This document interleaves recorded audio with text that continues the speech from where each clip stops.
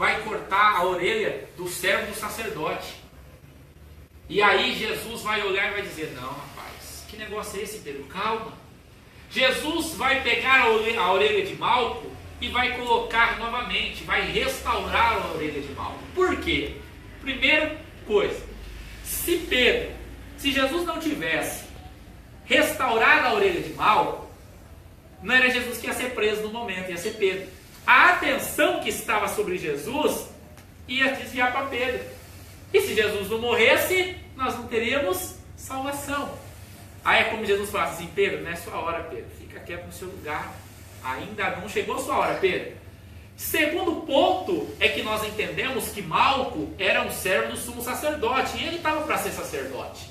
Quando Pedro corta a orelha direita de Malco, é a mesma coisa que ele ter falado assim: eu acabei com o seu sonho. Por quê? Porque para ser sacerdote tinha que ser perfeito, não podia ter falha nenhuma. Malco trabalhou a vida toda para ser sacerdote, e de repente Pedro vai e corta a orelha dele, acabando com o sonho que tanto ele trabalhou. E isso traz-nos para nós uma grande lição. Muitas das vezes nós trabalhamos, projetamos, fazemos, e quando tudo parece que está dando certo, de repente vem uma notícia ou vem algo que parece que destabiliza você todo. E aí Salomão ele vai dizer assim, ó, aqui: o desejo adiado, ele entristece. E é bem verdade isso. Porque você espera algo, você projeta algo, faz todo um planejamento, e de repente quando está chegando o próximo, parece que quebra. Aí o seu coração fica triste, se entristece. Mas, irmãos, o mesmo Jesus que restaurou a vida agora de Malco, os sonhos de Malco que estava no chão jogado, é o mesmo Jesus que está aqui nessa noite e está dizendo para mim e para você assim: ó, os seus sonhos que foram parados, os seus projetos que foram cortados, eu estou aqui para trazer de volta para você, e trazer porque eu posso, e eu estou no controle. E Jesus fala para mim e para você nessa noite: eu estou no controle, eu restauro os seus projetos, eu restauro os seus sonhos, porque eu tenho poder para isso.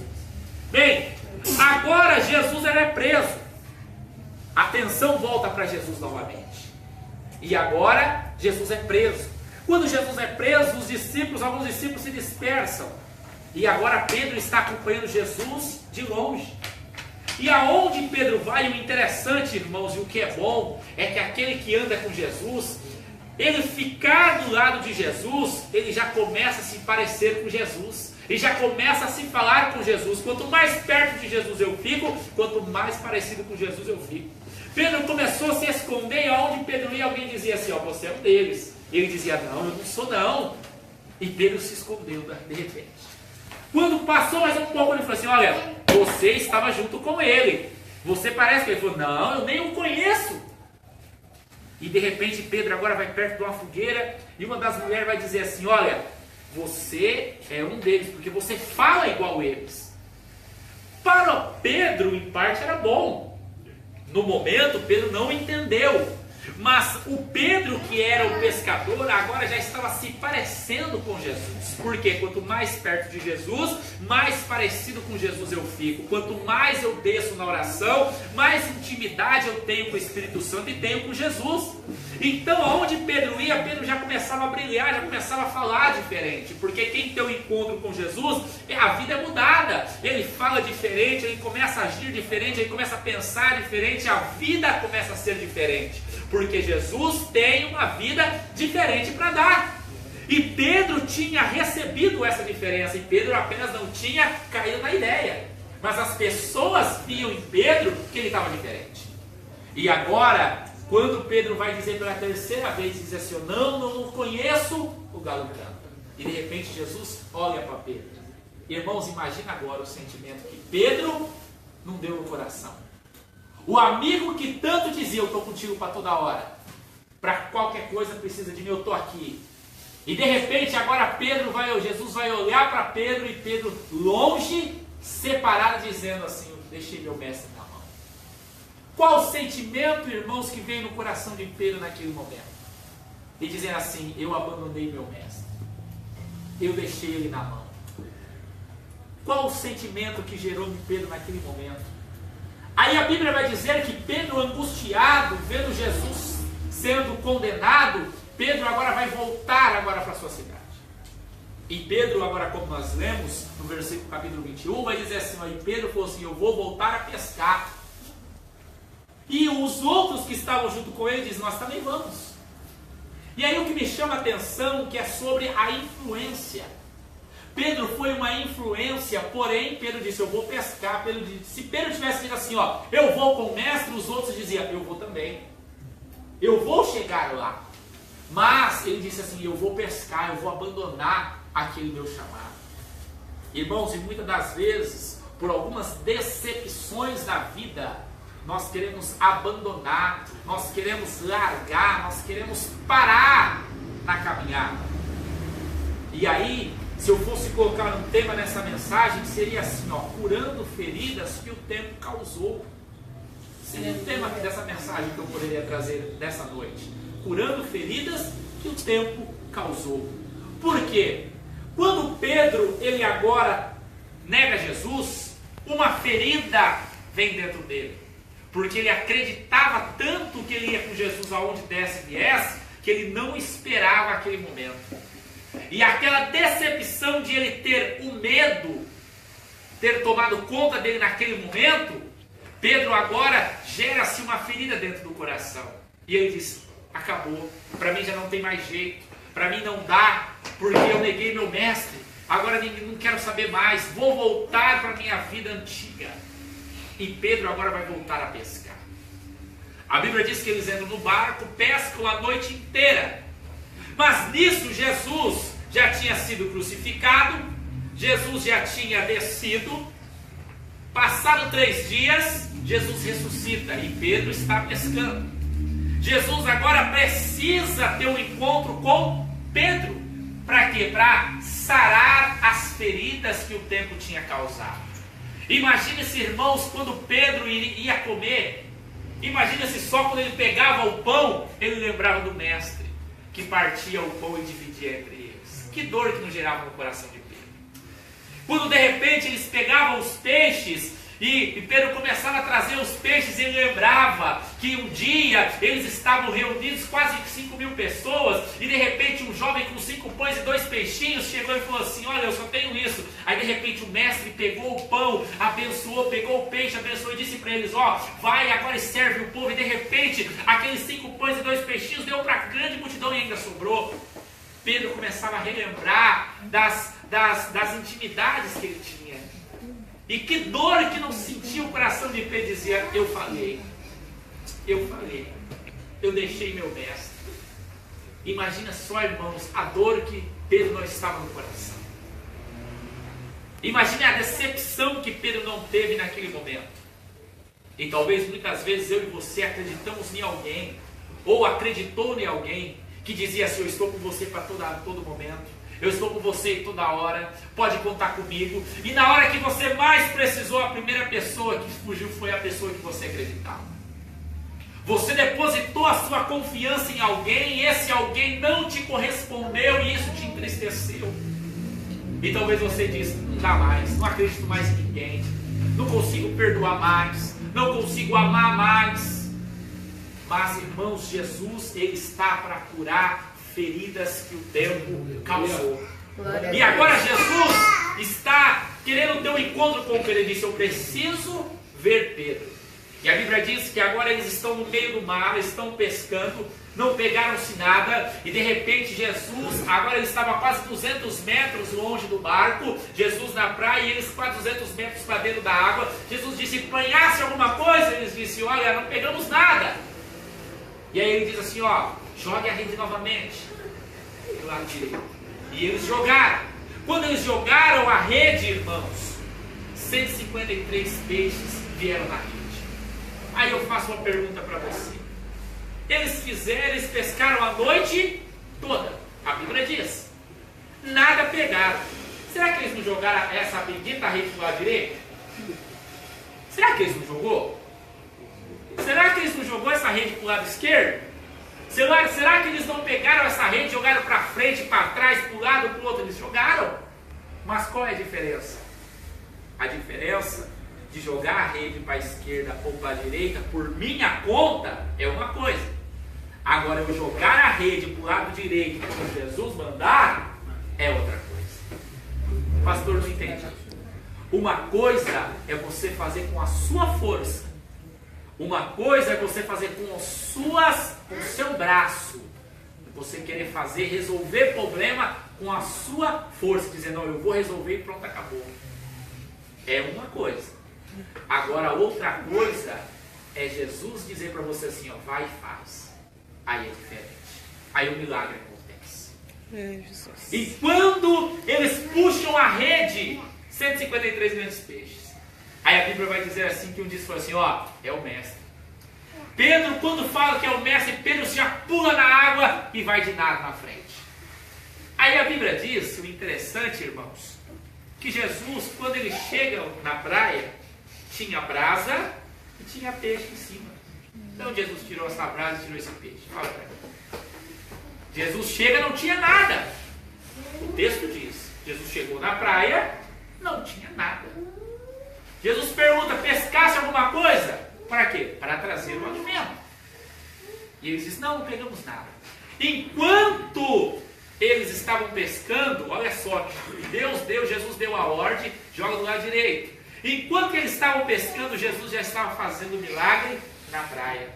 Já estava preparando, irmãos, uma bênção. Pastor, não entendi.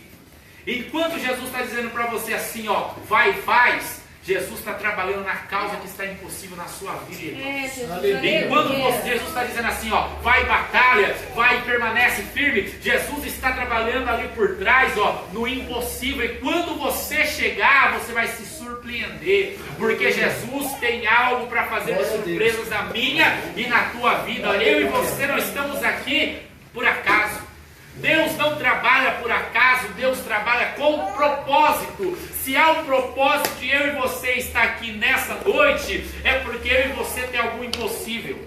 Eu e você precisa de um milagre. Eu e você precisa de uma porta de saída. Mas permanece, Jesus está dizendo, vai até o fim. Enquanto você está trabalhando aqui, Jesus está dizendo, eu estou fazendo um milagre no oculto para você. E a hora que você chegar na praia, você vai ver os grandes milagres que eu tenho para você. Bem, eles vão e comem, mas ninguém ousa falar nada com Jesus.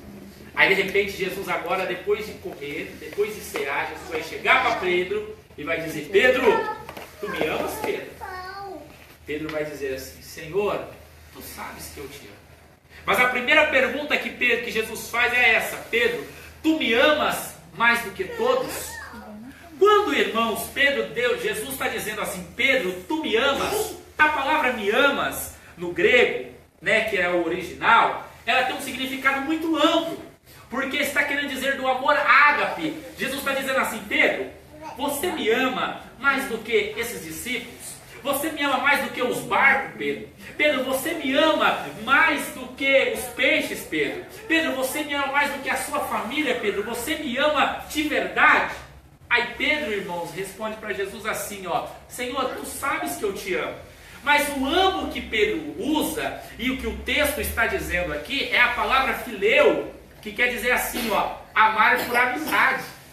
Não é um amor de coração, um amor profundo. Não. Jesus está perguntando, Pedro, você me ama mais do que tudo? Aí Pedro responde, Senhor, estou contigo, Senhor, eu estou contigo, eu te amo. Mas um amor simples. Aí Jesus de novo pergunta, Pedro, você me ama, Pedro? O amor ágape, Jesus está perguntando, Pedro, você me ama de verdade? Você abre tudo, Pedro, abre mão de tudo, Pedro, por me amar? Aí Pedro mais uma vez responde com amor fileu, de novo, Senhor, tu sabes que eu te amo, eu tenho amizade por ti, sabe que pode contar comigo? Aí de repente Jesus vai usar o mesmo tom que Pedro, o mesmo tom fileu, dizendo, Pedro, tu me amas mesmo? De amizade?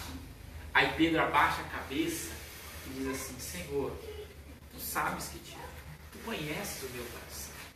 Quando Jesus usa a palavra fileu, do grego, irmãos, agora de um amor, se colocando na posição de Pedro, ele está dizendo assim, Pedro, eu te aceito o seu amor para comigo, Pedro. Eu te aceito, mesmo sendo um amor fraco, um amor não igual ao meu, mas eu te aceito. Mesmo você sendo falho, Pedro, eu te aceito. Mesmo você sendo fraco, Pedro, eu te quero. Aí, irmãos, faz 3 perguntas. Por quê? Pedro nega Jesus 3 vezes. Então Jesus precisava tampar uma ferida de cada vez. Então Jesus, Pedro, tu me amas? Eu te amo, Senhor. Jesus foi lá e tampou a primeira ferida, que Pedro tinha voltado lá atrás e tinha negado Jesus. Na segunda vez, Pedro, tu me amas? Aí Pedro retorna novamente lá atrás, quando ele disse, você é um deles. Não, não sou. Aí Jesus vai lá e cura de novo aquela ferida. Aí agora Jesus, Pedro, tu me amas, Pedro? Eu te amo, Senhor, tu sabes que eu te amo. Aí Jesus vai e cura por completo, diz, Pedro, apacenta as minhas ovelhas, Pedro. Jesus estava dizendo assim, Pedro, você não se dava nada, Pedro. Você dizia que para você já tinha acabado, que você tinha abandonado, Pedro. Mas, Pedro, eu vim aqui para te dizer que eu tenho ainda algo grande na sua vida, Pedro. Ainda, Pedro, para o mundo pode ser que está acabado, mas eu tenho grandes projetos para a sua vida, Pedro. Pedro, você não vai parar, Pedro. Aleluia. Pedro, eu tenho grandes coisas para fazer por você, Pedro. Eu quero te usar, Pedro. Você será um fundamento na igreja. E Pedro entende aquilo, irmãos.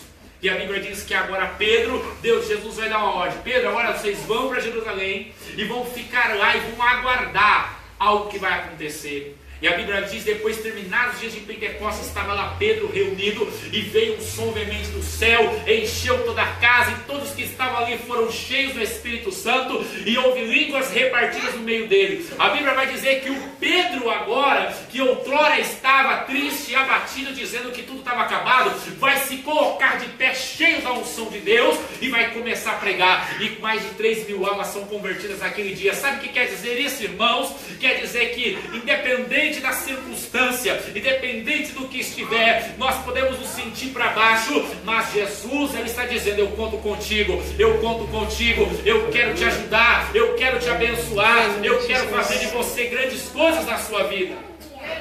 Por mais que pessoas te abandonaram, Jesus está dizendo assim, eu não te abandono. Por mais que a família te abandonou, Jesus disse, eu não te abandono.